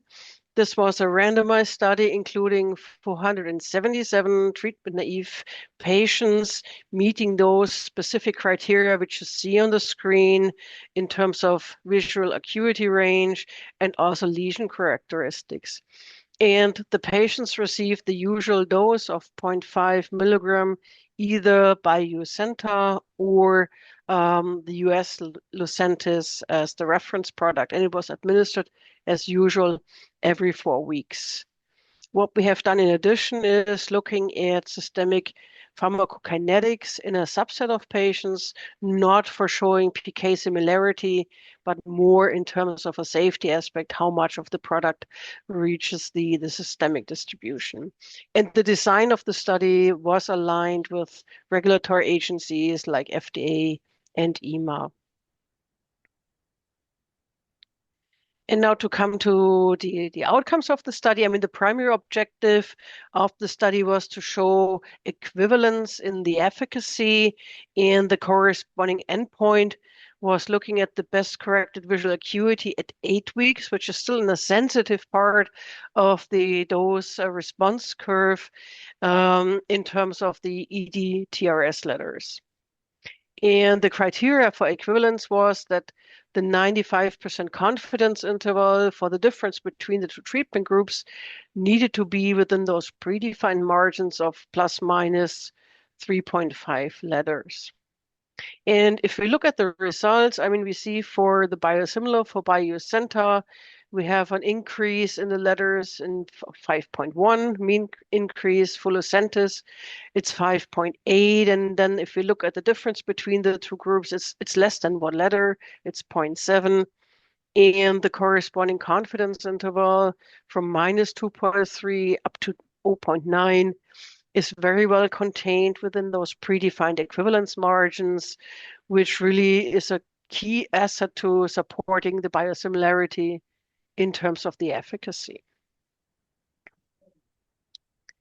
If we look at beyond those 8 weeks, the long-term outcomes, they also show that both treatments show essentially the same sustained improvements in terms of visual acuity over the full 48-week study periods.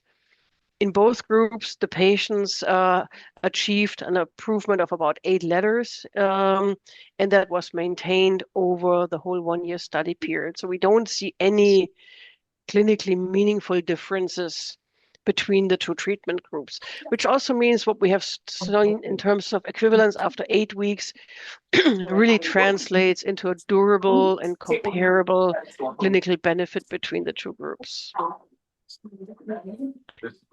We've talked about OCT before, so we also have anatomical endpoints in this study.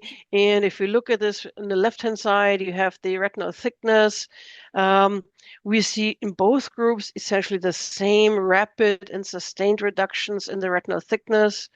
And on the right-hand side, if we look at the leakage and also the frequency of the patients with fluid-free macula, this is really very, very comparable between the two treatment groups, which kind of reinforces the consistency of the results, also the functional and structural endpoints.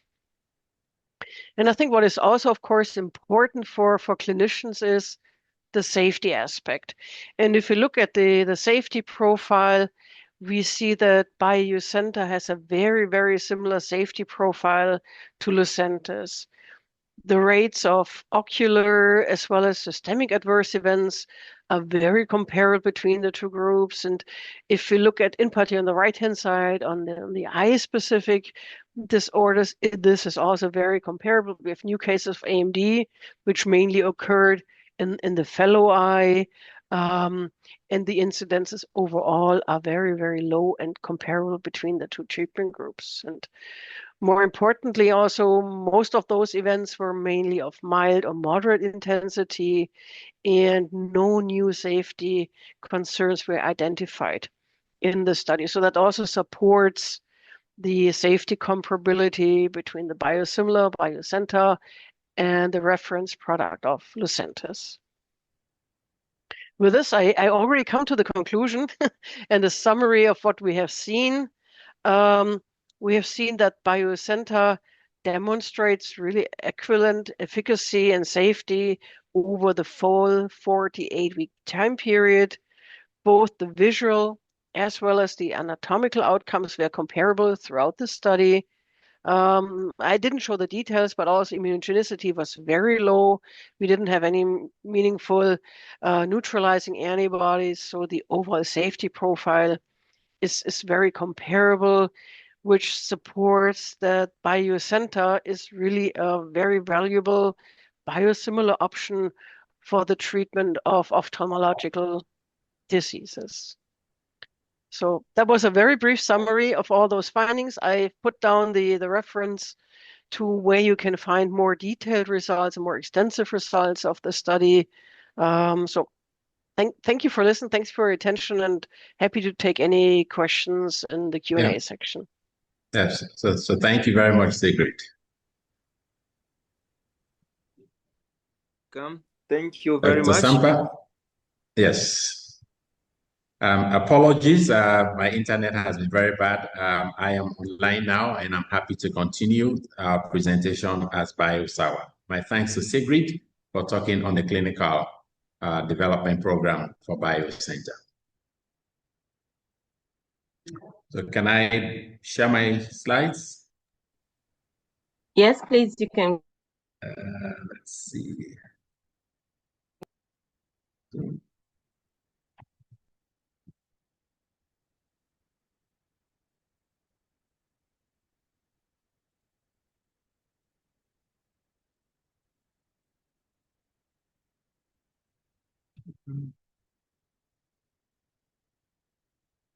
Okay, so am I on? Can you see the slides, please? Yes, we can. Okay, so again, apologies and thank you really for inviting BioSawa to make this contribution to your excellent webinar. I will start by saying that I hope you are pleased to hear Sigrid's presentation, that the bottom line is there really is no clinically meaningful difference between biosimilars that have been developed by reputable companies and the innovator product. And secondly, in addition to the similarity in efficacy, that the safety profiles are also very comparable. What this means for us, particularly in low middle income countries, is that we have to embrace biosimilars because they change the game completely in terms of access to these really great medicines, such as the anti-VEG that has been discussed so far, ensuring that patients are not left behind because of cost. So I'll start the presentation by really laying the problem. very clear. And that is that retina specialists diagnose patients with these conditions, whether it's AMD or DME, but they cannot treat them. Why? Because of cost. So a very, very small percentage of patients that are diagnosed with these diseases, I would say probably in Africa, less than 10% really end up getting the treatment. So let me talk in general about biosimilars. Sigrid talked about the clinical efficacy and the safety profile of these biosimilars, for example, BioCenter compared to Lucentis. I want to talk to you just briefly about why this is the case. Why are biosimilars so similar in efficacy as well as safety? The reason is the rigorous regulatory regime that they go through to establish equivalence to the innovator product. So let's define biosimilars. I know that, as medical practitioners, this is something that you probably know, but I just want to be clear about it. These are really highly similar versions of approved biologic medicines developed through very rigorous comparison studies with the innovator product and established or validated by strong regulatory regimes. Typically, there are three major studies that biosimilars undergo to establish similarity. One is their analytical characteristics relative to the innovator product. For biologics, when there is similarity in structure and function, you can establish that those molecules are going to behave in the same way when the analytical profiles are the same. In other words, structural similarity indicates functional equivalence in their action. And this is why biosimilars undergo such rigorous analytical characterization to establish not just the molecular structure, but also establish the conformation. I mean, these are proteins we are talking about. And when the conformation and the molecular structures are the same, you can bet that they are going to have similar efficacy. But in addition to structure, there's also clinical studies that they undergo, limited clinical studies compared to, say, the innovator product, because their efficacy has already been established by the innovator molecule. What you are now just doing is ensuring that the biosimilar is similar in structure and functional characteristics to the innovator product. So PK/PD studies, pharmacokinetics, pharmacodynamic studies, and immunogenicity studies also to ensure that there are no unwarranted immunogenical signals. And then the regulatory authority looks at all of this evidence of information, as Sigrid showed you, and when there is similarity and equivalence, then that product is established as a biosimilar. The cost or the price of the biosimilars are much lower than innovator product for this one main reason. You are not doing clinical or major clinical studies, which are very expensive, and also you're not doing R&D. R&D that is amortized by innovator companies contribute hugely to the cost. Also, you're not really advertising these medicines anymore because the efficacy and safety have already been established for the innovator product. All you're really doing is taking steps to now ensure that what you have is similar in structure and function to the innovator medicine. Hence, the cost is much reduced. But unfortunately, I have to make this statement that the reduction in cost for biosimilars is not the same as we have seen for small molecules, where you have significant reduction in cost, such as 90% reduction in, say, a small molecule that was made by an innovator, and now you have a generic. Unlike biosimilars, we have not yet seen these reductions. Reductions are much more marginal, 20%, and if you're lucky, 30% reduction in cost. So how are these products approved in Africa? So we have a biosimilar that was developed in the case of the product that we have, BioCenter, for example, that was branded as Ranibizio in Germany. BioQ, which we have now brought in license from Germany and branded as BioCenter. How are the regulators approving this product? We have 3 regulators that have already approved BioCenter in Africa, 1 in Ghana and the 1 in Rwanda. And just today, we received news that the Eritrean FDA. 2 of these regulators are ML3, stringent bodies in Africa that have approved this product. What process did they go through? I'll just quickly take you through that. They are using the same dossier that was submitted to the European Medicines Agency for approval of this product in Germany and looking at the assessment report that the European Medicines Agency produced. They require GMP certificates. They require a certificate of pharmaceutical product or COPP. This is a certificate that where the product is originating, the regulator has given assurance that it was produced under GMP. Labeling information, packaging, everything has to be similar to what was approved by the stringent authority. And so the African regulators undergo a much more expedited review because they rely heavily through the principle of reliance on the approval of the European Medicines Agency. And in this case, for BioCenter is also approved Ranibizio in the United States by the US FDA. So now let me tell you about BioUsawa. Some of you may have heard of BioUsawa. This is a company dedicated to manufacturing these, in our case, really monoclonal antibodies. These are biosimilars, but doing them at a very affordable cost and ensuring that patients are no longer really deprived of access to these great medicines because of cost. We're able to do this because we are using a technology that our colleagues who worked at Genentech in the US, where most of these biologics were developed in the early 80s, have now joined forces, come back home, including myself, who worked at Pfizer for many years, to be able to develop these products at affordable cost and ensure that the African patient has access to it. So for us, cost is principally important to us. We no longer can just have a reduction of 20% in the cost of these biosimilars compared to the innovator product. We can do much better. And our target is about 80 to 90% reduction in costs. You've heard of BioCenter, more are coming to ensure that we have access to these great medicines by our population. Just very quickly, I think you've seen the branded BioCenter, which is a BioUsawa biologic, biosimilar of Lucentis, which is now available or approved in 3 African countries and more to come.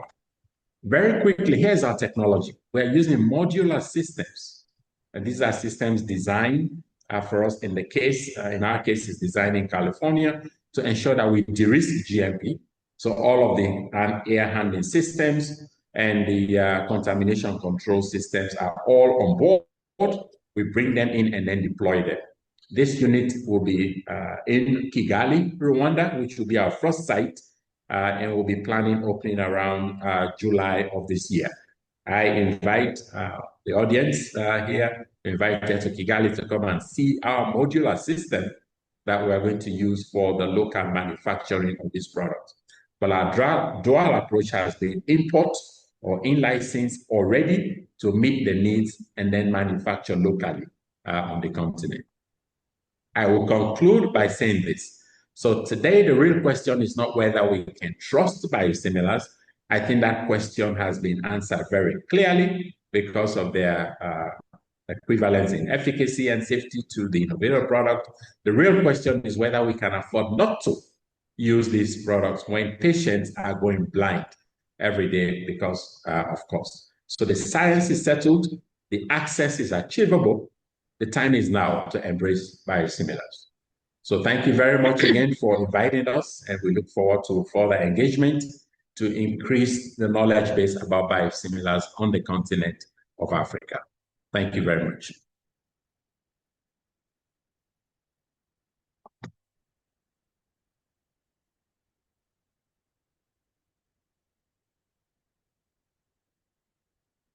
Thank you very much.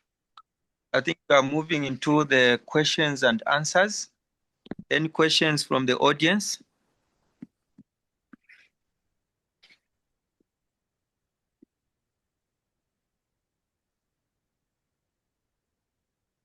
Any questions?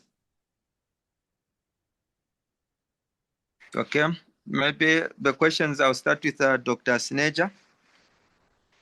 On treat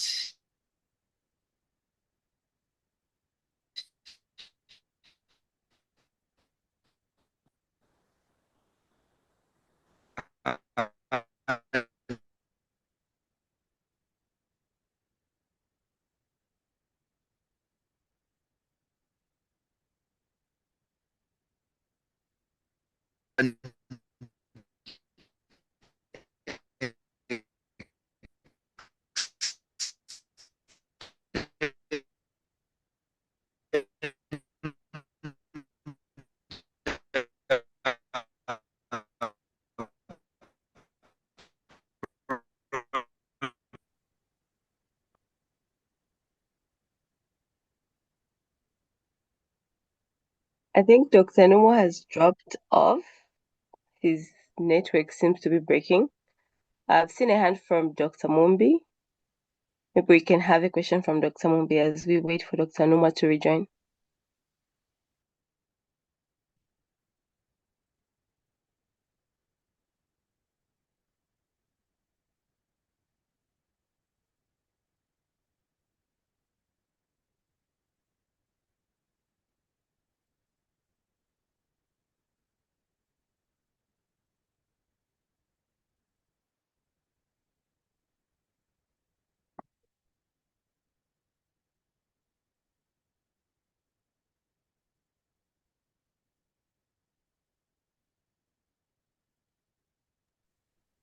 Dr. Mumbi, are you still there?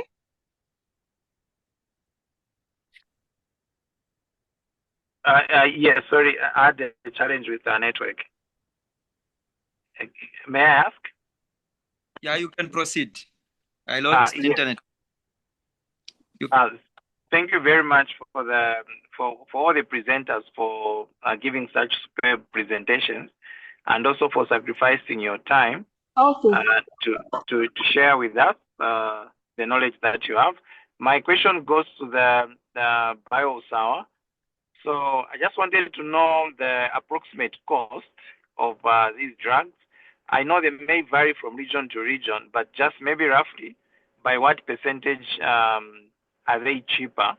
That's one. And then the second one is, how can we have them here in Zambia? What does it take for us to start receiving them here in Zambia? Okay, very good question. I knew that this question was going to come up. I know this product have just been registered. We are now in the process of establishing a cost that will be significantly lower than what you are currently buying of the innovator product on the market. And that information will be shared very soon. But I'm not the commercial officer. I'm the chief operating officer. That information will be shared very soon. We've just gone through the registration and going through the math, but you can be assured that the cost will be significantly lower than what you are used to on the market. Hello, thank you. Thank you, Pat. Hi, this is Dr. Mengis Bairu, and I'm the CEO and founder of BioSour. And to answer your question in terms of how are we going to access the product really in Zambia, basically, we have to register the product, and so we are going to go through the process. So first register, and then, but in the meantime, we are going to need really guidance really from all of you. So we'll be reaching out to all of you to get your input in terms of affordability, but also really what it will be the right really ways really to commercialize the product in Zambia. So thank you.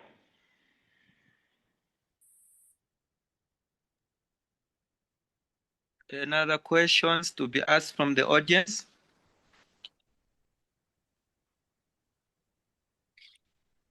Maybe a follow-up question to Dr. Sineja. on treat and extend protocol. So I want to find out are you giving any low dose or you just give the injection until the macula is dry? Then the next part is if the macula is dry, you extend the treatment of about 12 to 16 weeks. What if the macula will be dry after 16 weeks? What happens next? And what will be the OCT biomarkers for retreatment? Or are you using the vision drop? Or can you use the vision drop as part of a retreatment? Okay, thank you very much. Those are very important questions. First of all, before we come to the biomarker for AMD, we talk about the extent. You see, the whole idea is that you should have in mind that these blood vessels will come. They don't go away. That's the first thing you should know for AMD. So it's not like diabetic retinopathy where you know that when disease control is good, then you are likely not to give DME injection for DME. This one, they are going to come. So how do you prevent it? How do you prevent? Because which is going to answer your next question, actually. Vision drop already means that things have happened. You don't want that to happen. That is where the concept is. So first of all, the treat and extend you continue to give until a time will reach where you know that the spacing is quite good and the thing is not coming back. All right. But you are maintaining the blood vessels retaining. That is the main concept. Now, we use fluid to judge AMD. It's not the same as diabetics, but fluid must be, it's the only thing that tells you that the blood vessels are active or not. I had a patient today, for example, we've been giving injection for polypoidal, okay? And I've just noticed that really the place has been, there are new blood vessels. When you do the OCTA, the new blood vessels are still under the what do you call it? Under the retina, right? But they are dry. They are not showing any sign of fluid. That is for me inactive. That is for me inactive. Yeah, and there was some area of the same membrane that has formed scar. It's inactive. So fluid generally is your main biomarker for active AMD or non-active AMD. Okay. Then for the dry is something different now. So what we need to look at is it dry or not dry? Okay. Of course, there are type of fluids that can tell you that this is not absorbing. It has been the same. Those you have to assess them after some time. So generally, this is what we use for biomarker, and then the answer to treat and extend is how your biomarker is actually changing accordingly. And moreover, we use the air fluid to determine whether the disease is active or not active. Should I? Okay, thank you. Okay, thank you too. Also, there's a follow-up question. If are there any, of course, there could be the contraindication to anti-VEGF injection. What if there are contraindication to anti-VEGF injection? What are the alternatives in this case?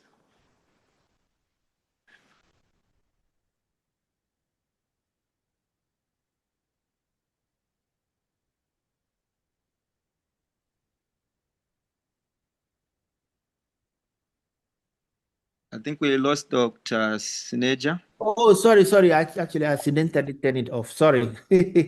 So The question. Yes, I've gotten the question. You say what will be contraindication for injection, and what will you do if there is contraindication to injection? Okay. So I'm just looking at situation.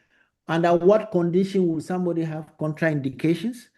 For VEGF, is not so, there are not many. I don't know of any apart from somebody who has cardiovascular problems, and we would not advise, what do you call it? We will not advise Avastin. Okay. There are some other situations where you have a very high PED, where you have seen that the PED is extremely high, and that can lead to RPE RIP. You may differ from injection depending on situations, but direct contraindications may also be cases where there is extraocular infections. For instance, you don't want to risk any periocular or anterior segment diseases. Those you may also look at other alternatives and see. The other alternative is just to wait. There's nothing else we can do. We don't have any other alternative getting the blood vessel to disappear. You just have to treat. You look at which one is more dangerous. You weigh which one is more dangerous. Taking infection inside the eye or not. But when it comes to cardiovascular diseases, you give those ones that have smaller fragments like aflibercept, varicimab, and then even Lucentis. They'll be better because they have less systemic effect compared to bevacizumab. I am not sure whether I've answered your question. Yeah, but I think it has been answered like a recent myocardial infarction. Probably you have to wait maybe after 3 months. Maybe that's when you can give. You have to defer until sometime. Maybe there's a duration to it. Oh, no. You duration is depend on the patient's situation, right? Look, in many instances, you may need clearance from the doctor, the physician. So what I do for cases like this, I ask the patient to go and get clearance, medical clearance. That look, I want to do an intraocular procedure. Will this, and this is what I'm giving.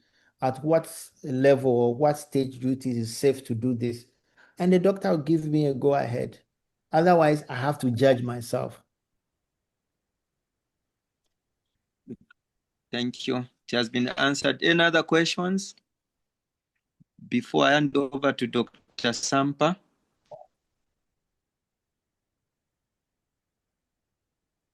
Dr. Sampa, over to you. Wow, thank you so much to all our presenters this evening. It's been such an impactful and insightful webinar. I've learned a lot. And also special thanks to BioSawa, our sponsors for this webinar. We are so grateful. And thank you, Dr. Nomwa, for the wonderful moderation, powerful questions coming in and with clear answers. And we have so much to go home and assimilate and also take back to our clinical practice. Indeed, AMD is not rare. We're just not diagnosing it. And we need to be vigilant in Africa to make sure that we're not missing out on identifying the patients that need our care. And so before we close the webinar, I'm just going to show you something that ZOS is working on as part of the continuous education for its members. So ZOS is launching its first workshop to standardize and improve contact lens care in Zambia and the EXA region. And so we'll be having our first contact lens workshop in June on the 18th and the 19th of June. So this is going to be Saka Eye Hospital. This is a workshop that you don't want to miss if you want to improve your professional skills and improve the quality of care that you give to your patients, improve your competency in contact lens, and also develop sustainable service delivery for your patients. The fees are going for 2,000 kwacha for ophthalmologists, optometrists, and residents, and only 500 kwacha for students if you pay by the 15th of May, 2026. And then for late registration, the fee increases to 3,000 for ophthalmologists, optometrists, and residents, and 500 for students. We have a power-packed lineup of speakers. So our main speaker is going to be Dr. Sivaraman, who is a PhD specialty contact lens consultant from India. And with him are other people on the panel that will be teaching us everything we need about contact lenses. So this is what I wanted to show you. We have brochures going around and being shared on our platforms. Make sure to have a look at them. And this is just a preview of what the days will look like. Day one will have our registration. We'll go through the anatomy and physiology of the cornea. We'll learn about soft contact lenses. We'll learn about prosthetic contact lenses, corneal topography. This will be very helpful for the residents. So if you're a resident on this call, make sure that you register for this workshop. You do not want to miss this. We'll talk about managing keratoconus, myopia, and different things to do with contact lenses and the cornea. We'll talk about scleral contact lens fitting. We'll have some demonstrations. You really do not want to miss this. So please look out for the brochure. If you have any questions, get in touch with me. So this is what I wanted to show everyone who's on the call, that we have this coming up in June. Do not miss out. I just want to say thank you to everybody for tuning in tonight and for staying up to the end. We value your participation, and special thanks to all the speakers that we had tonight. I know that you could have been anywhere else, but you chose to give us your knowledge and your time, and may God bless you. I don't know if there's anything from Dr. Mumbi, maybe just to say bye. Dr. Mumbi. Thank you very much, everyone, and thank you very much, Dr. Sampa, for the moderation. I think I just want to echo again what I mentioned earlier, that we really appreciate the sacrifice and a call to accept the presentation from all the presenters. It has really been wonderful, and this has really changed the practice pattern, and hopefully our patients will be able to access our the anti-VEGFs that are really quite very difficult to access. Yeah, there's I just wanted to mention, perhaps maybe on behalf of BioSoam, because they reached out through COEXA in our emails. So there's a survey that they sent. I shared that. May need to share again on our various groups. There's a survey that they shared. Please just take a few moments to answer that. I think it will be able to inform them. Yes, I don't know if there's anything else. And also to just encourage colleagues who are outside. I've seen colleagues from Kenya, from Mozambique. Last year, they had Dr. Last year and Dr. Mundulai, and the colleagues also from Botswana. We'll be having the contact lens workshop. This is nearby. Zambia is not far away. You are nearby. So please do attend and benefit much more. Thank you very much, everyone.